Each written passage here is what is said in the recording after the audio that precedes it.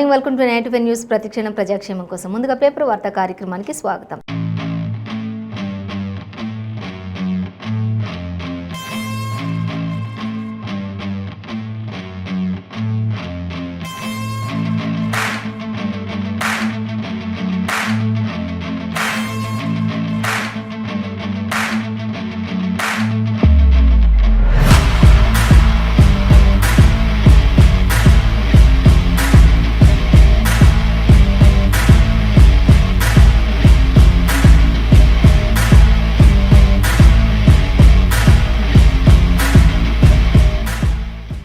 ఈరోజు మన ముందు వెలుగు, ఆంధ్రప్రభ పేపర్స్ ఉన్నాయి. మరి ఏ పేపర్లో ఏ వార్తలు ఉన్నాయనేది మనం మొదటిగా చూసినట్లయితే వెలుగు దినపత్రిక చూద్దాం. వెలుగు దినపత్రిక చూసినట్లయితే ప్రధానంగా మనకి ఇచ్చిన వార్త అంటే ఎన్నికల వేళ లగ్గాల టెన్షన్ కూడా మొదలైంది అనేది మనకు ఒకటి ఇచ్చారు. అంటే ఎన్నికలు సమీపిస్తున్న వేళ ఇంకా ఈ ఊరు నుంచి ఆ ఊర్లకు వెళ్ళే వాళ్ళు, ఎలక్షన్స్ మూమెంట్ ఇంకా అన్నీ కూడా చాలా హడావుడిగా జరిగిపోతూ ఉంటాయి. కాబట్టి ఈ నేపథ్యంలో మళ్ళీ ఇక్కడ పెళ్ళిళ్ళు పెట్టుకోవడానికి కూడా ఒక ముహూర్తాలు కానీ ఇవన్నీ చేయడానికి కూడా ఎక్కడ చూసినా హడావుడిగా ఉన్నటువంటి ఈ నేపథ్యంలో అవన్నిటికీ కాస్త టెన్షన్ వాతావరణం అనేది నెలకొంది. అంటే చాలామంది బిజీగా ఉంటూ ఉంటారు. ఇంకా చుట్టుపక్కల ఉన్న వాళ్ళు కూడా పార్టీల పరంగా, ఎలక్షన్స్ పరంగా, ఓట్ల పరంగా కొంతమంది సొంత ఊళ్ళకు వెళ్తూ ఉంటారు. ఇలాంటి పరిస్థితుల నేపథ్యంలో కాస్త అయితే అంతా కూడా రాష్ట్రం అంతా కూడా కాస్త ఎలక్షన్ హడావుడిలో ఉన్న నేపథ్యంలో లగ్గాలకు మాత్రం కొంచెం టెన్షన్ వాతావరణం అని చెప్పుకోవచ్చు ఇది అనేది కూడా మనకి క్లియర్గా మెన్షన్ చేశారు. అంటే వెలుగు దినపత్రికలో ఫస్ట్ మనకి ప్రధానంగా ఇచ్చిన వార్త.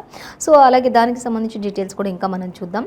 అలాగే మరొక వార్త చూస్తే కాంగ్రెస్లోకి వివేక్ అంటూ కూడా మనకి ఇవ్వడం జరుగుతుంది. ఇంకా బీజేపీకి రాజీనామా చేసినటువంటి భారమైన హృదయంతో వీడుతున్నట్లుగా కూడా ఒక లేఖను కూడా ఆయన రాశారు. వివేక్ రాసిన తర్వాత ఎంతో భారంగా ఒక లేఖను కూడా రాసి బీజేపీని వీడి కాంగ్రెస్లోకి చేరికలు జరుగుతున్నాయి అనేది మనకు ఒక వార్త అయితే సంచలనంగా ఇచ్చారు. సో రేవంత్ రెడ్డి సమక్షంలో వారు ఉన్నారు అన్నట్లు ఇచ్చారు. సో దానికి సంబంధించి కూడా మనం డీటెయిల్గా చూద్దాం. అలాగే మరొక వార్త చూసినట్లయితే కేసీఆర్ దోచుకున్న సొమ్మును పేదలకు పంచుతామంటూ రాహుల్ గాంధీ కూడా ఇంటింటి ప్రచారంలో భాగంగా 6 గ్యారెంటీలు ప్రకటిస్తున్న నేపథ్యంలో ప్రజలందరికీ కూడా ఒకటే తెలియజేస్తూ ఉన్నారు. ప్రతి ఒక్కటి కూడా ఖచ్చితంగా రాష్ట్రాన్ని సీఎం అప్పుల పాలు చేసిండు కాబట్టి ఆ అప్పుల పాల నుంచి మొత్తం కూడా విడుదల చేస్తాము అనేది కూడా ఎవరు ప్రజల సొమ్మంతా ఎంతైతే దోచుకున్నాడో ఆ దోచుకున్నదంతా కూడా ప్రజల దగ్గర దోచుకున్న సొమ్మంతా కూడా కాంగ్రెస్ అధికారంలోకి రాగానే ప్రతి ఒక్క ప్రజ అకౌంట్లోకి ఆ మనీని డ్రా చేస్తామంటూ కూడా రాహుల్ గాంధీ స్పష్టమైన హామీ ఇవ్వడం జరుగుతుంది అనేది మనకి ఇక్కడ క్లియర్గా మెన్షన్ చేశారు. అంటే దానికి సంబంధించి కూడా ఇంకా మనకి వేరే డీటెయిల్స్ కూడా ఉన్నాయి. అవన్నీ కూడా చూద్దాం. మనం మెయిన్ అంటే హెడ్లైన్స్గా చూస్తూ ఉన్నాం.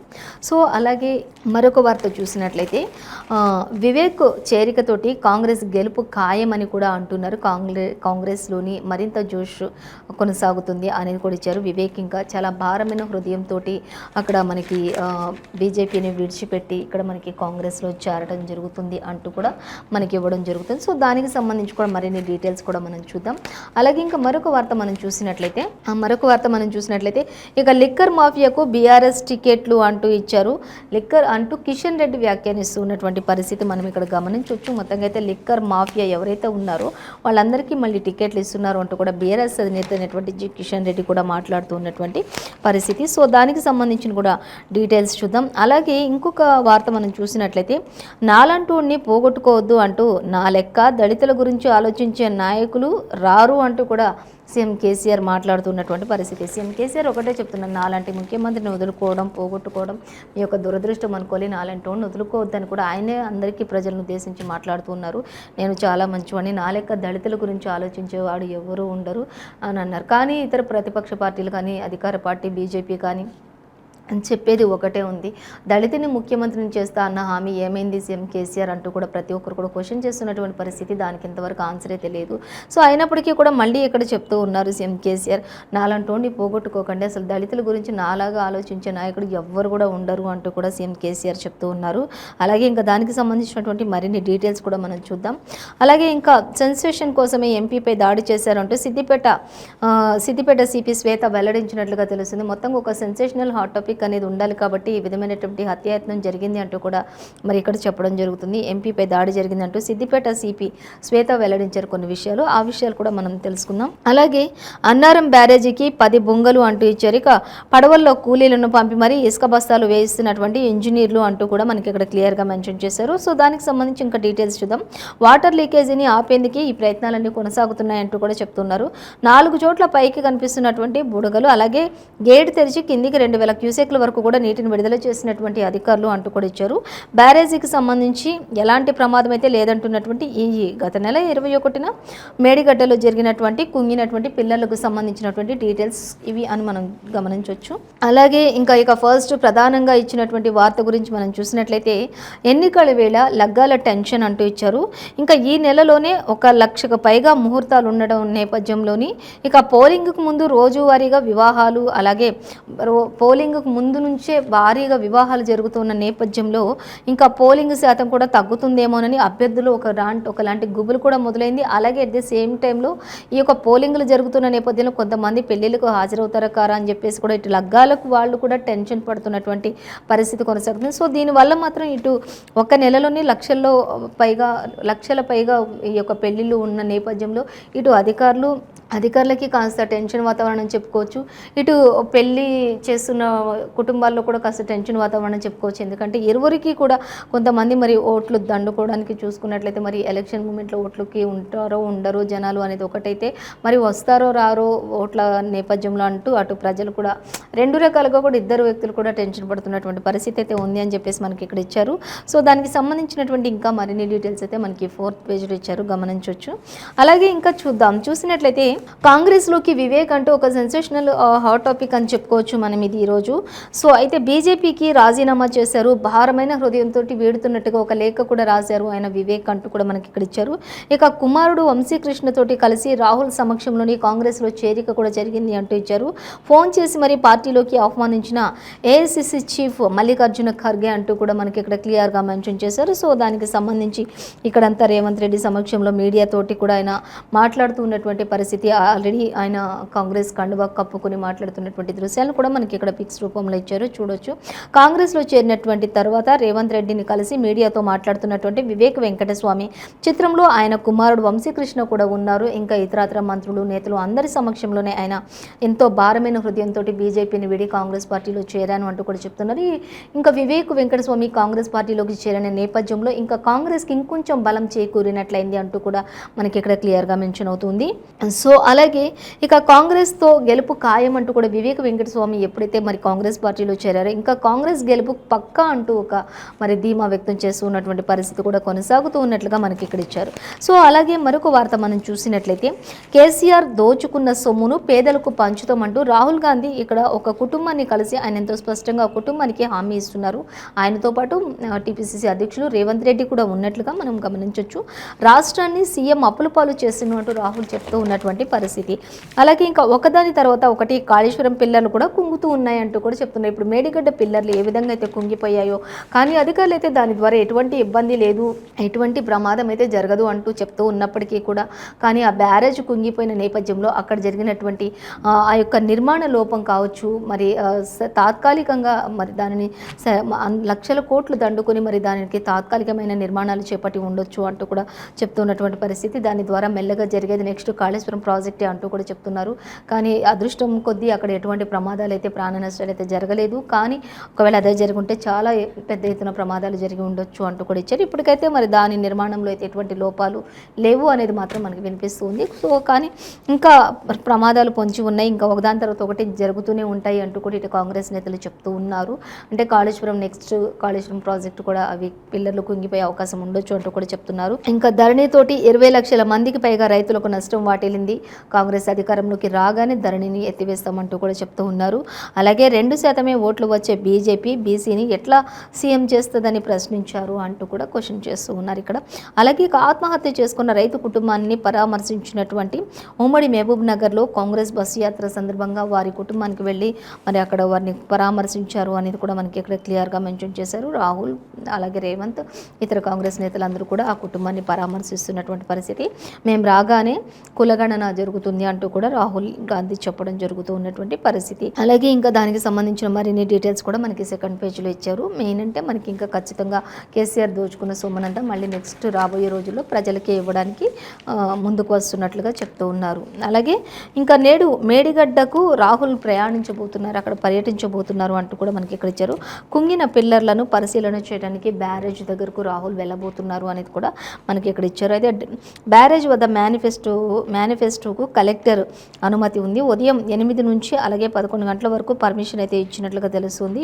ఇంకా అలాగే హెలీప్యాడ్ కూడా హెలీప్యాడ్ కూడా అనుమతినిచ్చినట్లుగా తెలుస్తుంది అనేది కూడా మనకి ఇక్కడ ఇచ్చారు. అలాగే ఇంకా 11 గంటల వరకు కూడా రాహుల్ గాంధీకి అంటే ఉదయం 8 గంటల నుంచి మధ్యాహ్నం 11 గంటల వరకు మాత్రమే ఆయనకు పర్మిషన్ ఇచ్చినట్లుగా తెలుస్తుంది. సో దాని తర్వాత ఆయన మరొక ప్రయాణం కూడా కొనసాగిస్తారు అంటూ మనకి ఇక్కడ ఇచ్చారు. మరిన్ని డీటెయిల్స్ కూడా మనకి సెకండ్ పేజీలో ఇచ్చారు, గమనించవచ్చు. అలాగే ఇంకా మరొక వార్త చూద్దాం. ఇక వివేక్ చేరికతోటి కాంగ్రెస్లో గెలుపు ఖాయం అంటూ మనకి ఇక్కడ మరొక వార్త కూడా ఇచ్చారు. ఇక పార్టీకి 1000 ఏనుగుల బలం వచ్చిందంటూ రేవంత్ రెడ్డి కూడా చెప్తూ ఉన్నటువంటి పరిస్థితి మనం గమనించవచ్చు. దేశానికి గాంధీ కుటుంబం ఎట్లను తెలంగాణకు కాక వెంకటస్వామి కుటుంబం కూడా అంతే అంటూ కూడా రేవంత్ రెడ్డి వ్యాఖ్యానిస్తూ ఉన్నారు. ఆయన ఎంతో సంతోషాన్ని వ్యక్తం చేస్తూ ఉన్నారు. 1000 ఏనుగుల బలం అంటే ఎంత ఉంటుందో అంతటి బలం మనకి వివేక్ వెంకటస్వామి కాంగ్రెస్ పార్టీలోకి రావటం అంటూ కూడా చెప్తున్నారు. గాంధీల కుటుంబం దేశానికి ఎంత ఇదో తెలంగాణకు కూడా కాక వెంకటస్వామి కూడా అంతే, ఆ కుటుంబం కూడా అంతే భరోసాతో ఉంటుంది అంటూ చెప్తున్నారు. ఇక తాను బట్టి విక్రమార్క అనేక సార్లు వివేక్ను కలిసి పార్టీలోకి ఆహ్వానించాము అంటూ కూడా రావాలని కోరినట్లుగా కూడా వెల్లడించినటువంటి పరిస్థితి.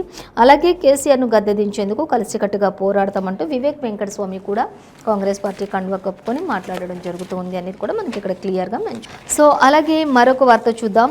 ఇంకా సీఎం కేసీఆర్ చెప్తూ ఉన్నారు, నాలంటూడిని పోగొట్టుకోవద్దు అంటూ చెప్తూ ఉన్నారు. సో నా లెక్క దళితుల గురించి ఆలోచించే వాళ్ళు ఎవరు కూడా ఉండరు మీకు అంటే సీఎం కేసీఆర్ చెప్తున్నారు. దళిత బంధు ఎన్నికల కోసం పెట్టిన స్కీమ్ కాదు, దళిత బంధు అనేది ఒక ఎన్నికల కోసం పెట్టిన స్కీమ్ ఇది కాదు అని ఆయన ఇప్పుడు చెప్తున్నారు. రాహుల్ గాంధీకి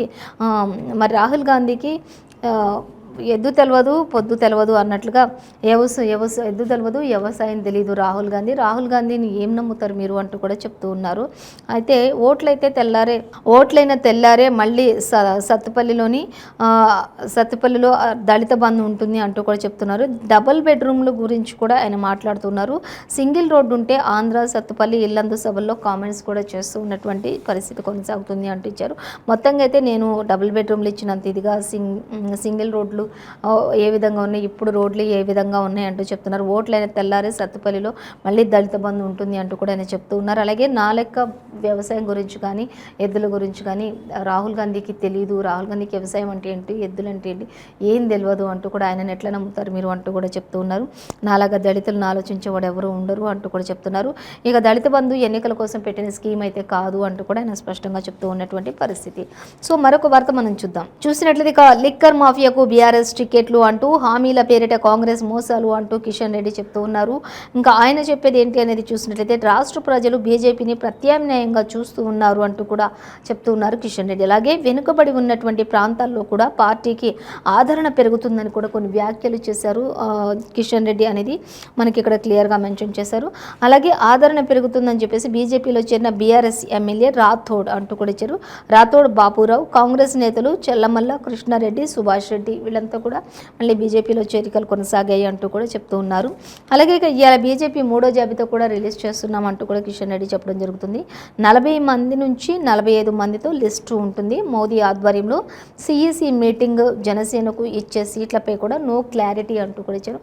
సిఈసి మీటింగ్ గురించి కానీ క్లారిటీలు, జనసేనకి ఇచ్చే టికెట్స్ గురించి కూడా క్లారిటీ అయితే లేదు. కానీ 3rd జాబితా అనేది మాత్రం ఈరోజు రిలీజ్ చేస్తున్నారు. 40 నుంచి 45 మంది వరకు కూడా లిస్ట్ ఉంటుంది అంటూ ఇచ్చారు. మోదీ ఆధ్వర్యంలోనే ఇదంతా కూడా జరుగుతుంది అనేది కూడా మనకి క్లియర్గా మెన్షన్ చేశారు. సో మరిన్ని డీటెయిల్స్ కూడా దీనికి సంబంధించి మనం చూడొచ్చు.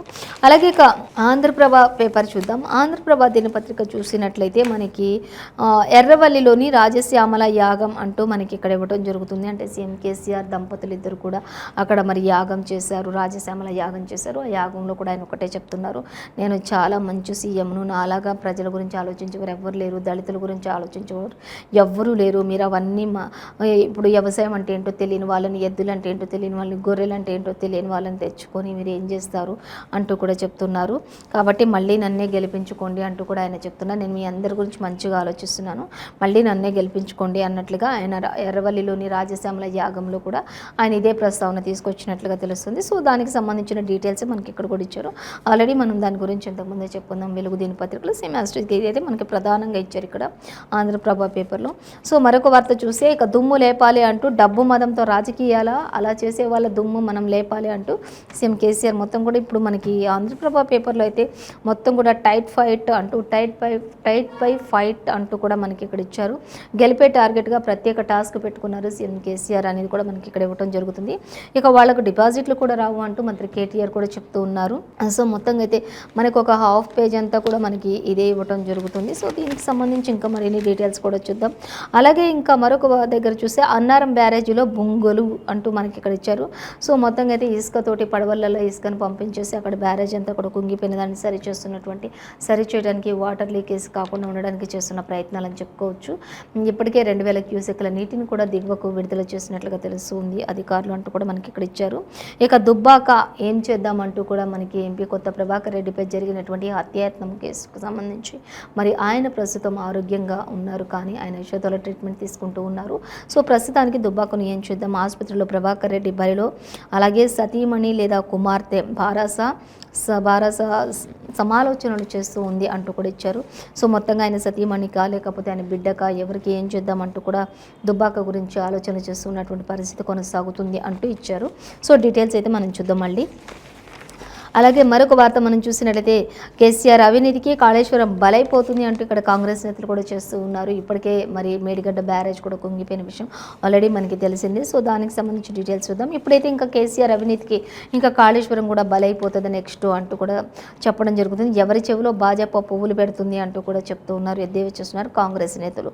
అలాగే ఇక వాణిజ్య ఇంకా రేపే నోటిఫికేషన్ విడుదల అంటూ నామినేషన్ల స్వీకరణ 10 వరకు దాఖలు చేసినటువంటి 13న ఉపసంహరణ ఉంటుంది, 30న పోలింగ్ ఉంటుంది, డిసెంబర్ 3న ఫలితాలు వెల్లడిస్తారు అంటూ రేపటి నుంచి నోటిఫికేషన్స్ అన్నీ కూడా విడుదలైపోతాయి అంటూ కూడా మనకి ఇవ్వడం జరుగుతుంది. ఇక అమల్లోకి కఠిన నిబంధనలు కూడా ఉంటాయి ఈ ఎలక్షన్స్ నేపథ్యంలో అంటూ కూడా చాలా కఠినంగా నిబంధనలు ఉంటాయి, అది ఎవరికైనా సరే వర్తిస్తాయి అంటూ కూడా చెప్తూ ఉన్నారు అధికారులు. అలాగే ఇక వాణిజ్య సిలిండర్ కాస్ట్ వచ్చేసి 2000 రూపాయలు దీపావళి పండుగకు ముందు కేంద్రం వడ్డింపు అంటూ కూడా మనకి ఇక్కడ ఇచ్చారు. ఇక వాణిజ్య సిలిండర్స్ అంటే ఇంకా బయట స్టార్ హోటల్స్లో కానీ బయట హోటల్స్లలో అక్కడెక్కడ యూజ్ చేసుకునేటటువంటి ఆ సిలిండర్స్ కాస్ట్ వచ్చేసి 2000 వరకు చేసేందు దీపావళి పండుగ ముందు కేంద్రం వడ్డింపు ఇది అంటూ కూడా ఇచ్చారు. మరిన్ని డీటెయిల్స్ 7th పేజీలో మనకి ఇవ్వడం జరుగుతుంది. సో ఈ రోజు మనం ఏ పేపర్లో చూసినా కూడా మనకి సేమ్ యాజ్ ఇట్ ఈస్గా అన్ని న్యూస్ కూడా సేమ్ ఉన్నాయి. అంటే కేసీఆర్ దోచుకున్న సొమ్మును నెక్స్ట్ ప్రజల్లోకి తీసుకొస్తామంటూ కాంగ్రెస్ నేతలు చెప్తున్నారు. ఇటు కాంగ్రెస్లోకి వివేక్ వెంకటస్వామి రావడంతో 1000 ఏనుగుల బలం చేకూరింది అంటూ ఇటు రేవంత్ రెడ్డి కూడా చెప్తున్నారు. అలాగే కాంగ్రెస్ పార్టీ నుంచి కూడా కొంతమంది బీజేపీలో చేరారు. అయితే కిషన్ రెడ్డి కూడా దీనికి స్పందించారు. కొంతమంది ఒకరిద్దరు వెళ్ళిపోవటం వల్ల పార్టీకి వచ్చిన నష్టం ఏమీ లేదు అంటూ కూడా చెప్పడం జరుగుతుంది. ఇక టైట్ పై ఫైట్ జరుగుతుంది అంటూ ఇంకా కాంగ్రెస్ని అలాగే బీజేపీని ఓడించే దుమ్ము లేపాలి మనం అంటూ కూడా ఇక్కడ కేసీఆర్ నిన్న జరిగినటువంటి సభలో సత్తుపల్లిలో జరిగినటువంటి ఆ యొక్క సభలో కూడా ఆయన కూడా మాట్లాడుతున్నటువంటి పరిస్థితి. అలాగే ఇక వాళ్ళకు డిపాజిట్లు కూడా రాకుండా చేయండి అంటూ ఇటు మంత్రి కేటీఆర్ కూడా బీఆర్ఎస్ పార్టీ నుంచి అలాగే బీజేపీని కాంగ్రెస్ని కూడా ఓడించాలి, అసలు డిపాజిట్లు కూడా రాకుండా చేయాలి మీరు అంటూ కూడా బీఆర్ఎస్ పార్టీ అధినేతలకు అలాగే పార్టీ కార్యకర్తలకు శ్రేణులకు అందరికీ కూడా పిలుపునిస్తున్నారు. సో మొత్తంగా అయితే ఏ పేపర్లో చూసినా కూడా మనకి ఈరోజు సేమ్ యాజ్ ఇట్ ఈస్గా న్యూస్లోనే ఇదండి ఇవాళ పేపర్ వార్త కార్యక్రమంలోని విశేషాలు. మరో పేపర్ వార్త కార్యక్రమంతో మళ్ళీ రేపు కలుసుకుందాం. అంతవరకు చూస్తూనే ఉండండి 95 న్యూస్.